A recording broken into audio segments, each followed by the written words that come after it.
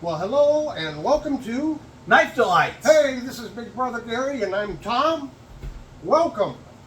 Big Brother has something to share, a fascinating story. You just went on a trip. I did. And it wasn't a trip to Disneyland. No. It wasn't a trip to Mount Rushmore. No, we went over water for a long time. You went flying. Are your Flying. arms tired? Yes. Okay. So where did you fly to? Well, I have a little disappointment because we went to Ireland and I had communicated and our flight was late, and so we weren't able to drive up to see him the day that we had planned. Oh, no, that's terrible.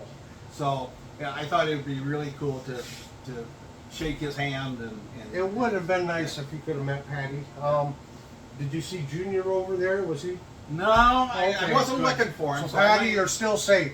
Yeah. Junior's he was last spotted in Illinois. So. Yeah. But he did crash Tobias's, or actually Skip's volcano club. So be careful. Keep your eye out there, Yeah. Patty. You never know when he'll show up. No, but anyway, so that was a disappointment. But you had a highlight of your. So then we flew to Germany where we met with a gal and her family that had been our foreign exchange student Right. Several years ago. Right.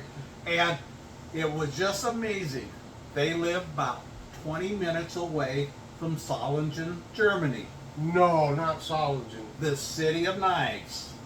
City? No, I did not know that. Oh, yeah. Oh, wow. And they actually have a museum, German blade museum. Uh-huh. So I've got, I think, a couple hundred pictures of knives and Oh, swords boy. and the history of knife making and sword making in Germany. So that was really cool. Are you guys out there? Are you jealous as I am? Getting to go to Solingen. Wow.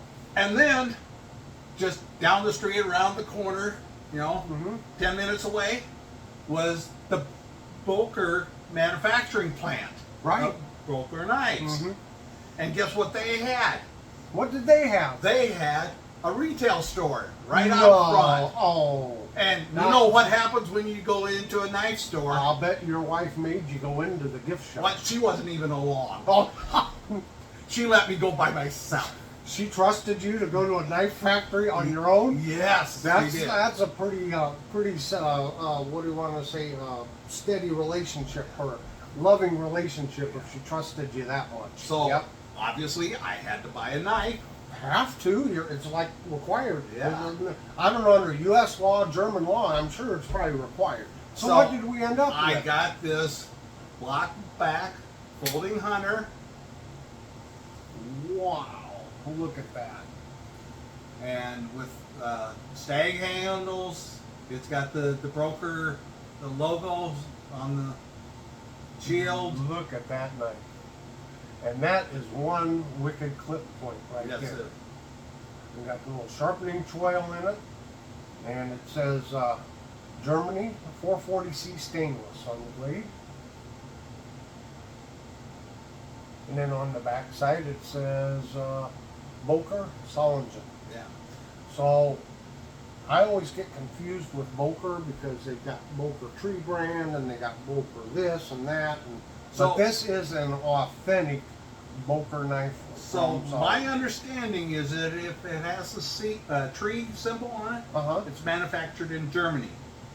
The Boker Plus knives are manufactured in other locations. They have other manufacturing facilities outside of Germany.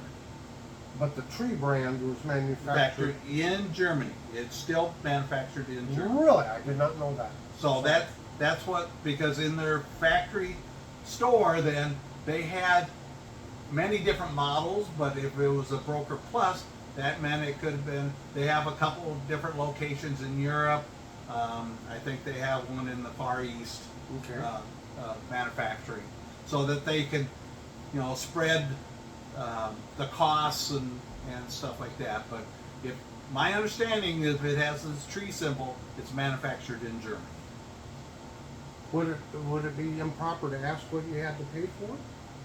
Well, as long as my wife doesn't. I'll make sure she can't see this video.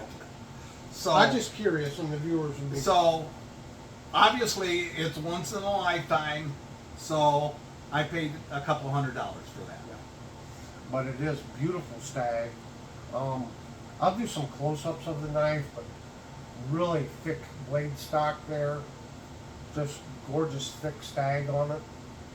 And you know, starting I guess maybe in the 50s, and you can correct me if I'm wrong, somewhere in the 50s, but definitely by the 60s and 70s, so many hunting knives and stuff came out of Solingen with the stag handles. I mean, they were just known for that. Yeah. So many different names that were imported here.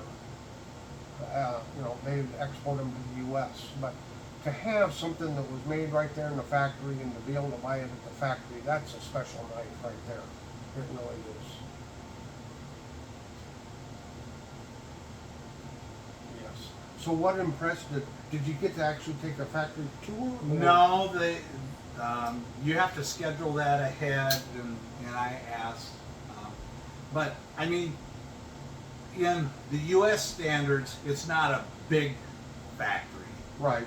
You know, so you could still see. I got there. I knew what time the doors would open, and I got there, and I actually saw some of the workers coming in. And, oh, great. And stuff like that. So well, that was fun. You're right. This is a once in a lifetime. I just noticed a nice lanyard hole there. Yeah. Folks, this is a nice quality knife. A nice quality knife. Now, could some of the expense be because of the exchange rate? Yeah. So, okay, yeah. You know, in the euro, it was cheaper than that. Yeah. Okay. Alrighty. So, well, folks. And then, so we went shopping and went to an area, and I found an actual knife shop, a German knife shop. Mm-hmm.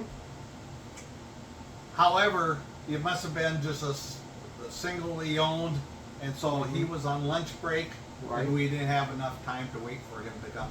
But I got some pictures I'll have to show you at some point of the knives that he had displayed in the window. Maybe I can ask you to email me a few, and we'll include them. We'll include, you know, the shop there in Solingen, the Boker shop, and the other knife store, and just terrific. Well, big brother, once again, thank you for sharing your knife journey with us, and until next time, have a delightful day. Thank you much. Bye.